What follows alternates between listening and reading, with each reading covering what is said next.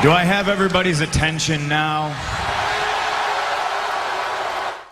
Yo les amis, ici c'est Catch Attrape, la chaîne où on parle catch. Aujourd'hui review de NXT du 2 décembre 2020. Et il y aura aussi un tout petit peu d'AEW. Donc on commence tout de suite avec Damien Priest et Leon Ruff qui faisaient face à El Legado del Fantasma, donc Raul Mendoza et Santos Escobar. Johnny Gargano est au commentaire pendant le match. Dans le public à un moment donné, quand Damien Priest est en train de se battre à l'extérieur du ring avec Raul Mendoza et un mec mystère, le mec avec le masque de Scream là, qui lui a coûté le match contre Johnny Gargano qui est là. Mais victoire quand même du champion nord-américain qui vole le tag à Damien Priest et qui finit Raul Mendoza avec un frog splash. On enchaîne et j'ai noté que Leon Ruff dans ce match n'était vraiment pas pris pour un con. Il était vraiment pris pour un concurrent très sérieux et qui sait faire des choses sur le ring.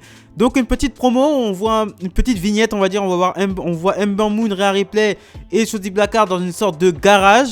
Et Rhea Ripley et Ember Moon appellent Shotzi Blackheart qui était en train de bosser de son côté. Shotzi Blackheart vient et ensuite elle tire un truc et il y a une lumière qui sort comme si c'était une sorte de cadeau, mais je pense que c'est un nouveau tank. Voilà, Shotzi Blackheart qui se pointera au War Games avec un nouveau tank. On enchaîne ensuite avec le second match de la soirée. Cameron Grimes faisait face à August Grey. Donc victoire de Cameron Grimes sans difficulté avec son Gavin. Et après le match, il montre à Auguste Grey ce qu'il va faire à Lumis. Donc il s'attache à Auguste Grey, le fouette et il commence à taper les 4 coins du ring. De toute façon, c'est le but du strap match. Et ensuite, à un moment donné, il fait une promo un petit peu trop longue. Il est de dos. Auguste Grey est remplacé par Dexter Lumis qui s'est attaché au fouet. Et commence à fouetter Cameron Grimes. Et Cameron Grimes finit par fuir. Et donc Dexter Lumis qui place encore une fois un gros message à Cameron Grimes. On enchaîne ensuite avec Jack Atlas contre Tony Nese. Bon match, franchement bon match. Jack Atlas dédie ce match à Pat Patterson, la légende, premier champion intercontinental de toute l'histoire. Et créateur aussi de ce titre. Et les deux partagent un truc, c'est qu'ils sont tous les deux homosexuels. Donc c'est pour ça qu'ils dédient ce match à Pat Patterson. Donc victoire de Jack Atlas en difficulté avec son Cartwheel DDT. Et ensuite il fait une petite promo pour dire qu'il est là maintenant, il est en place. Il a une grosse victoire contre un ancien champion Cruiserweight. Et maintenant il va s'attaquer au champion Cruiserweight Santos Escobar. Donc on enchaîne ensuite avec les Brazilian Young vétérans qui ont fait leur retour la semaine dernière contre à la base, les Young vétérans devaient affronter Ever Rise par rapport à l'agression que Ever Rise a subie la semaine dernière. Mais Ever Rise se sont fait encore attaquer par Imperium qui ont pris leur place et qui ont défait les Young vétérans. Donc les Young vétérans font face à Imperium. Donc les deux meilleures équipes de la WWE qui se font face quoi. C'est magnifique, c'était très beau, c'était franchement un régal pour les yeux. C'était une maestria, non pas une maestria, je vais pas exagérer, mais c'était très bon. Mais Ever Rise reviennent attaquer les deux équipes et prendre le dessus sur les deux équipes, donc ce qui cause une disqualification. Donc pas de vainqueur, donc les Young vétérans et Imperium pas de vainqueur.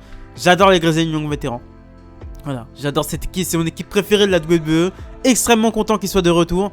Et j'espère qu'ils iront au titre de champion par équipe de NXT. C'est la suite logique, hein. C'est une équipe de malade mental. Donc on enchaîne ensuite avec les King of NXT. Donc McAfee, Danny Burch, Oney Lorcan et Dunn qui arrivent. Pat McAfee dit qu'il présente ses condoléances à Pat Patterson, justement, excusez-moi.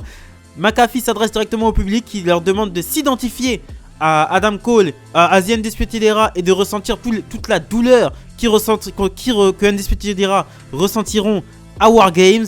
Et il dit qu'il mettra Pete Dunne prend le micro et dit qu'il mettra fin à The Undisputed Era ce dimanche. On enchaîne ensuite avec Boa et Xia Li, encore une petite vignette, qui sont dans une baignoire et apparemment l'eau est froide et ils doivent tenir en apnée et leur maître leur dit encore et ensuite ils sont habillés, ils ont l'air d'avoir vraiment froid. Et ils se prosternent encore devant cette espèce de druide. Et ils se prennent des coups de bâton dans le dos. Donc Boa et Xia Li qui ont l'air d'être réentraînés. Parce que Xia Li a enchaîné les défaites, on va pas se mentir. Et donc je pense que Xia Li reviendra à NXT avec un nouveau personnage. Et il y aura un repackaging complet de Xia Li. Donc on enchaîne ensuite avec Timothy Thatcher qui est sur le ring et qui est avec un élève pour donner un cours. Il dit qu'il n'a pas perdu la semaine dernière, qu'il a été distrait. Et ensuite, quand il se retourne vers son élève, c'est Ciampa qui a pris la place de l'élève. Timothy Thatcher lui demande de dégager parce qu'il a un cours à donner. Ciampa lui dit que c'est lui qui donne les cours. Timothy Thatcher lui dit qu'il n'a pas de problème avec lui, fait exprès de quitter le ring et ensuite s'attaque à Ciampa, mais Ciampa prend rapidement le dessus. Et ensuite, l'étudiant pendant que Ciampa attaque Thatcher, l'étudiant s'attaque aussi à Ciampa. Donc Ciampa est pris entre les deux. Timothy Thatcher prend le dessus sur Tommaso Ciampa et lui place son gorilla, le lock. Donc j'adore Timothy Thatcher, j'adore Samoa j'aime pas. Les deux en même temps, ça peut être très très lourd, ça peut nous donner des très très bons matchs. Ça nous donne des très très bons segments. J'adore les segments entre les deux, ils sont très stiff, très violents. Et ça va, franchement, c'est un très bon programme d'attente. Voilà. C'est un très très bon programme d'attente. Donc on enchaîne ensuite avec le main event of the evening. Shotzi Blackheart faisait face à Raquel Gonzalez dans un ladder match. Donc la gagnante de ce ladder match aura un avantage au Wargames. Comme la semaine dernière, Jake Pete Dunne a gagné. Donc les deux équipes respectives, donc celle de Candice LeRae et celle de Rhea Ripley, sont sur deux balcons respectifs. À un moment donné, t'as India Hartwell, hein, bon, celle que je soupçonne fortement. Bon, elle s'est démasquée la dernière fois, hein, elle bosse pour les Gargano et c'est elle qui se déguise en Scream. Donc elle ramène une échelle pour son équipe qui fait descendre donc je dis Léa 1, 2, 3, Candice LeRae et son équipe descendent. T'as Rhea Ripley aussi qui se descend du ring, donc ça fait une grosse faute à l'extérieur. Raquel Gonzalez en profite pour monter à l'échelle. Mais t'as Io Shirai qui saute sur le dos de Raquel Gonzalez telle une araignée. Et ensuite Raquel Gonzalez réussit à se débarrasser d'Io Shirai. Les deux tombent à l'extérieur du ring. Io Shirai monte sur la troisième corde, fait un moonsault sur l'extérieur du ring sur tout le monde. Et Shotzi Blackheart en profite pour décrocher la manette pour donner l'avantage à son équipe. NXT se termine comme ça. Donc on verra ce sera quoi les deux équipes. Donc il y aura un avantage pour l'équipe de McAfee, un avantage pour l'équipe de Io Shirai. Parce que Io Shirai maintenant a rejoint l'équipe de Shotzi Blackheart. On enchaîne ensuite avec AEW Dynamite.